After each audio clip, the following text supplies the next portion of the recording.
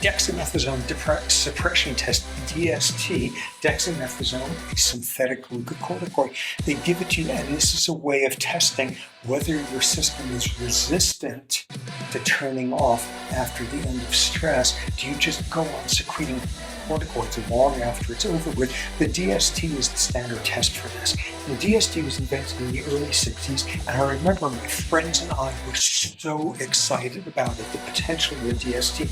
We were all in kindergarten at the time, because this might have been the holy grail of psychiatry. Forget talking to the person, just give me a blood test where I can diagnose this, and then psychiatry could be another branch of like chest-thumping medicine and not have to be embarrassed anymore. Aha, the DST, that's going to be the diagnostic test. You give somebody the DST and you see if they keep secreting glucocorticoids, and that's how we're going to diagnose the disease. We never have to talk to somebody with depression again.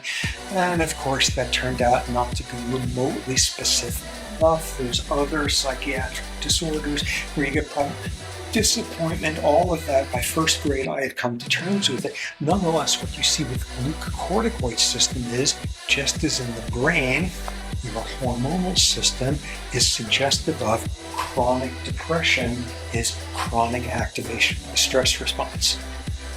Now we move to our final hormone system, and the one that is probably most interesting here to lots of people, which is ovarian hormones. Steroid hormones coming out of the ovaries, like estrogen, progesterone, are super relevant to depression. How do you know? The first evidence comes from just demographic studies, epidemiological studies. Women are about twice as likely as men to have a major depression.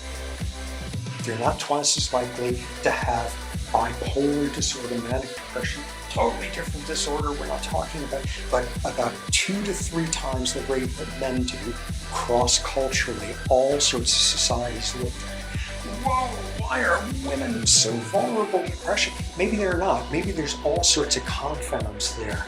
Maybe women are more likely to go and get help for a depressive state. That turns out to be the case.